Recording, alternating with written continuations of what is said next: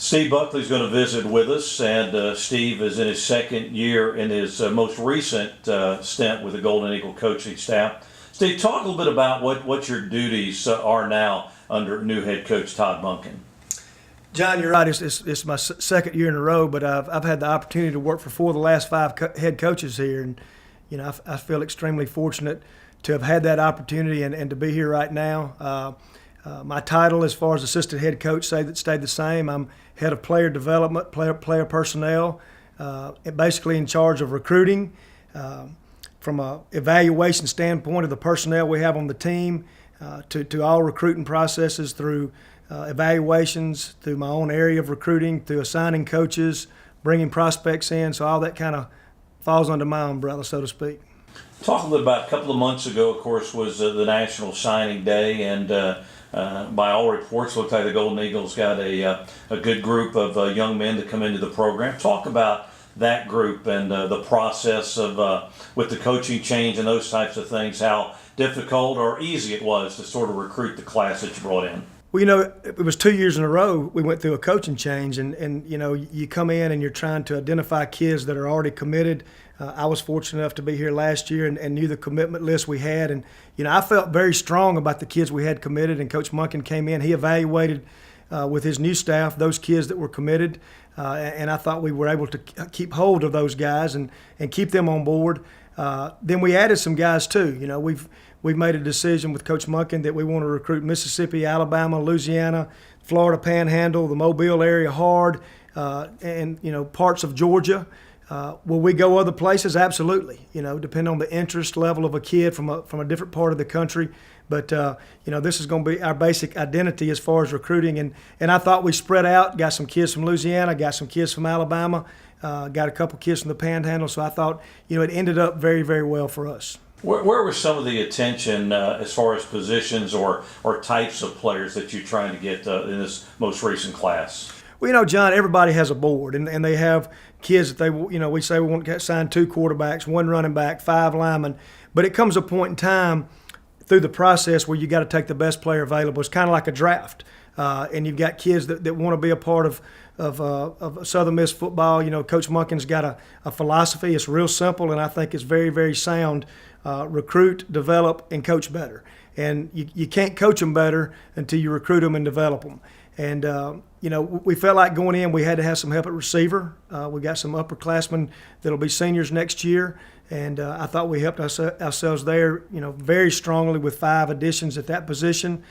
Defensive line, we're shorthanded there as far as depth. We've got 5 kids coming in that fit the mold from a defensive end, defensive tackle standpoint. So I thought we improved our team there in a lot of ways. Talk about spring practice. You saw, I assume you saw most of the sessions of spring football practice. So what were your thoughts and sort of your evaluation of what was accomplished in the spring?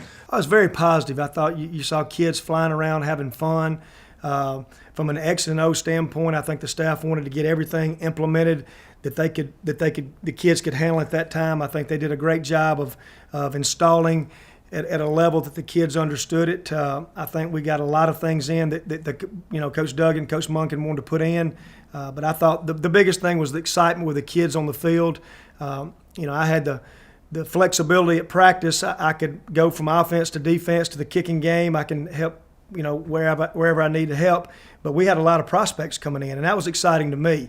I think our coaches did a great job of targeting kids through their high school coaches, getting them on campus, getting them here to see the new staff, meet Coach Monken, talk to our strength coach. So that was an exciting part for me, from a little different than it was last year for me, and being able to work the sidelines some with recruits, parents on the practice field.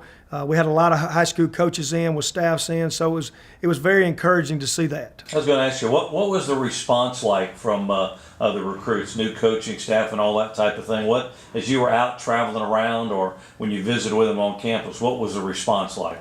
Very positive. I think you sense a sense of energy, and Coach Monken brings that. The kids are excited. From a recruiting standpoint, high school coach relationship standpoint, I've recruited South Mississippi for a long time. And, they all understand that that changes are sometimes part of the profession. If you're in this profession, you understand that, and it's been very positive. It really has. What about recruiting this time of year? Educate the folks that are watching this. What can be done from a coaching staff point this time of year? Well, one of the rules that stays constant, you can have 7 coaches on the road recruiting at any time during the recruiting period. In the fall, the head coach can be one of those 7. In the spring, which we're in that now, he cannot be one of those 7. So of our 9 full-time coaches, 7 of us can be out at a time. Like today and this week, Coach Duggan and myself are off the road. We'll rotate in and out who's on and who's off. But basically what the NCAA allows us is 168 opportunities to evaluate. You can go to any high school or junior college educational institution 2 times during a 45-day period. You can use one for an academic evaluation. You can use one for an athletic evaluation. So we're caught up in that right now. We've got coaches in all the states that we're targeting. I spent 2 weeks ago, I was in Kansas for 4 days. I went to the 7 of the 8 junior colleges out there, just targeting kids that may be from this area, maybe from the East Coast, that have to go through Mississippi to get home, and found some kids that we're very interested in right now. So basically right now we're in an evaluation process. We're trying to watch as much spring ball as we can, trying to get as many academic evaluations through transcripts to see the kids that have a chance to qualify and that we know will qualify. And, one of the things that we try to do as a staff, we try to find as much information as we can. You can't have too much information. Too little information sometimes causes problems. We talk to guidance counselors, teachers, coaches, assistant coaches, principals, and just try to find out all the information about a kid from a character standpoint. I say this all the time when we go in and we're able to finally start talking to kids.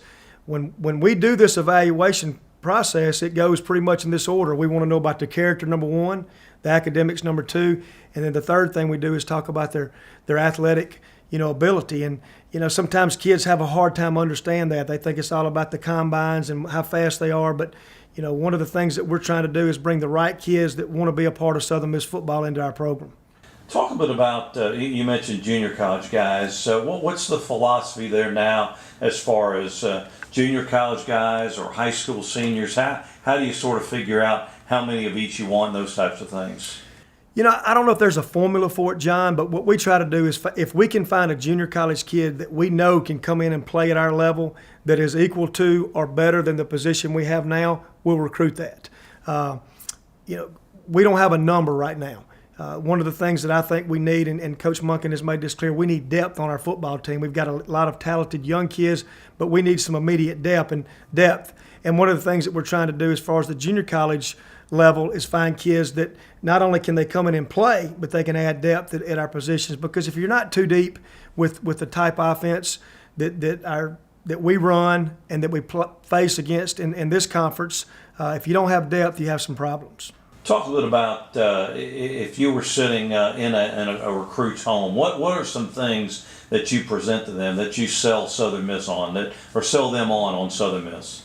Well, I think it starts with tradition. And, when you go back and you look at 18 winning seasons, 11 bowl appearances, I can go back because I've been there, and I can go back to 1988.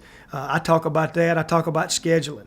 One of the things we talk about when I'm in a home, kids want to know who we play non-conference. And I can go back the Tennessees, Alabama, Auburn, Florida State, Penn State, Texas A&M, Nebraska. Now the list goes on. And then you talk about where it is now. I think for a few years we got away from that, but you look at next year with the opportunity to play Nebraska, Arkansas, Boise State, the national exposure.